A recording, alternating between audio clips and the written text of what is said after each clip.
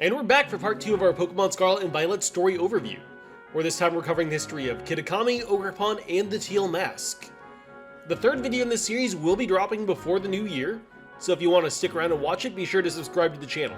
Also, if you haven't seen my last video on the history of Paldea, I suggest watching that first, as a lot of story threads from that video end up tying into this one.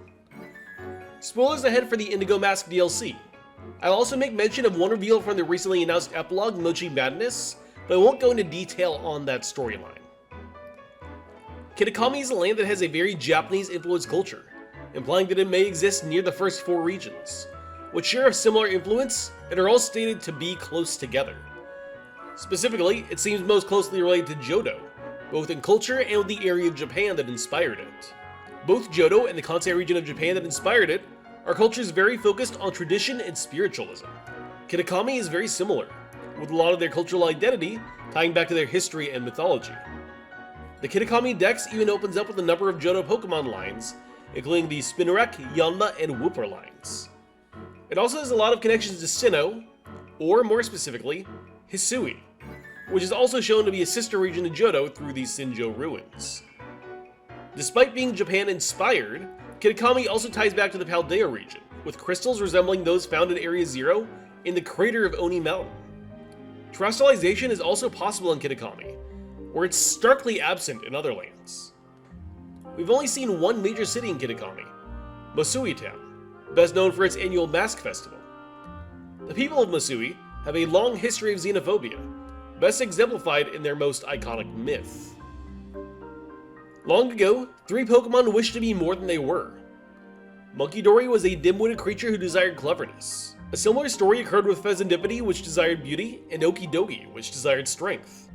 These 3 Pokemon then ate a poison mochi created by Pecharunt, also known as the Subjugation Pokemon. The poison mochi granted their wishes, but also poisoned their minds, bringing out their worst aspects and chaining themselves to the will of Pecharunt. This infection is represented by the toxic chain that is found on anyone who becomes subjugated by this Pokemon, including the Loyal 3. One day, a traveler came to Masui from a far-off land with its partner, Ogerpon. Upon arriving though, they are shunned from being outsiders by all, except for the village mask maker. Pitying the two, he made them a set of 4 masks, which they could use to hide their faces and pass through the town being treated like anyone else during the annual Mask Festival. The masks also allowed Ogerpon to terrestrialize. However, the Loyal 3 were jealous of the masks, and one day, while Ogerpon is away, they attack the traveler, presumably killing him and stealing 3 of the masks: the Wellspring, Hearthflame, and Cornerstone masks. When Ogerpon learned what had occurred, he confronted them and soundly defeated all 3 retainers, also probably killing them. However, the villagers didn't actually know why Ogerpon attacked the Pokemon, and assumed that it had come to attack the village, and that the Loyal 3 had perished defending them from the merciless ogre.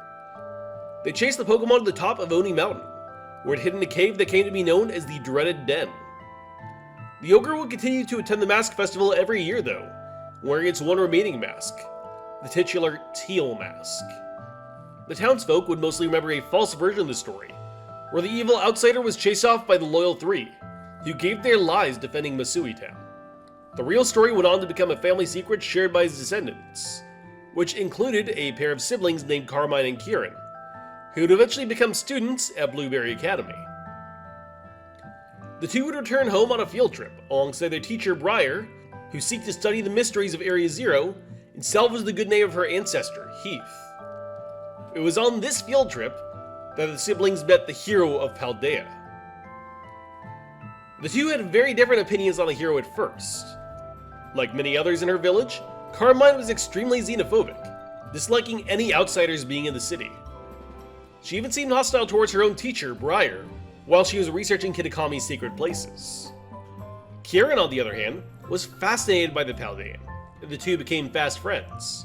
Kieran introduced the hero to the legends of their people, and personally believed that not all was as it seemed with Ogerpon. Things began to change, however, when Carmine and the hero met Ogerpon at the Mask Festival. Slowly, the older sister became more cooperative and understanding, while the younger brother, feeling betrayed and left in the dark, began to resent them both. In his anger, Kirin accidentally awakened the Loyal Three, who once again stole the three masks and went to get revenge on Ogerpon. When doing so, they took on Titan forms, similar to the Titan Pokemon of Paldea. When the three were defeated and all the masks were returned to Ogerpon, the mask Pokemon allowed the hero to catch it, drawing a permanent rift between them and Kirin, who became determined to increase his own power. The three travelers from Blueberry were soon called back to the school for urgent business, but their dealings with the hero would be far from over. However, this isn't the only story worth telling in Land of Kitakami. Another tale lies at the feet of a woman by the name of Perrin, descendant of Adaman, the ancient leader of Sinnoh's Diamond Clan. A photographer by trade, she had come here seeking legends of a mysterious Pokemon called the Blood Moon Beast. In reality, a corrupted but still living evolution of Ursaring that could be found far in Sinnoh's past. Perrin herself also ties back to ancient Hisui, with her partner Pokemon being a nearly extinct variant of Growlithe we've only seen before in Legends Arceus. And also Go, but it's Go, so who knows what that means. The two worked together to find and catch the Ursaluna before Perrin too left Kitakami for Blueberry Academy, setting the stage for the third and final part of the DLC. With that, I'll leave you all be for now. In the next couple days, I'll be releasing another video about the history of Unova and Blueberry Academy, leading up to the events of the Indigo Disc.